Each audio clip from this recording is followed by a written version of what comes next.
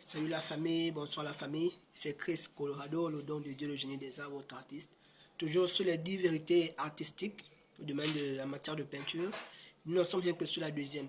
Déjà, c'est ça, nous avons dit dans notre vidéo que la différence entre l'art et le dessin, c'est que le dessin est la capacité de reproduire ce que nous voyons.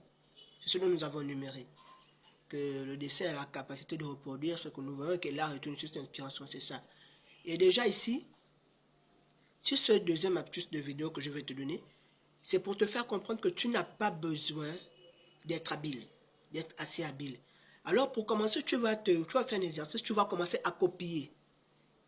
Tu vas commencer à copier les œuvres des autres, n'aie pas honte à cela, parce que à la base, on commence par le dessin. Le dessin, c'est la capacité de reproduire ce que l'œil voit. C'est ça le dessin.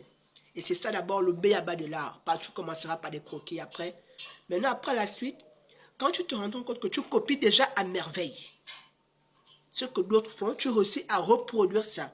Et ensuite, à ce moment, tu vas te poser une question. Alors moi, qu'est-ce que j'ai envie de dire dans mon art? C'est à ce moment-là où naît le style. C'est à ce moment-là où naît le style.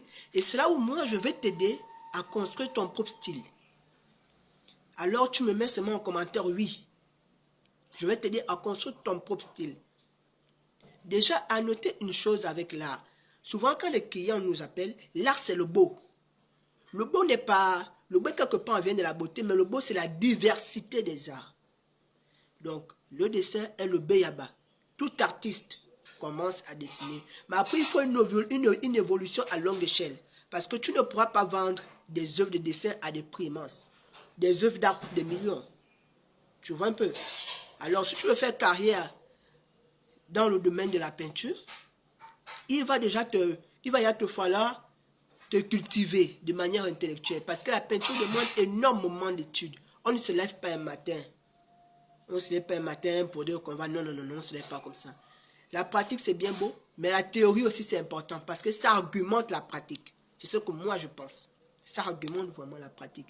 Donc, tu vas commencer par là. Tu vas commencer à reproduire identiquement avec les défauts et avec les qualités, ce que ton œil voit. Ça, c'est le b.a.-ba du dessin. Parce que après, au niveau de l'art, c'est des couleurs.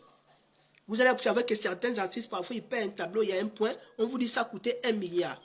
Ce n'est pas le fait qu'il n'est pas spécialisé. Au contraire, il a assez d'expérience. Maintenant, il se dit, moi, je vais apporter. Moi, je vais apporter.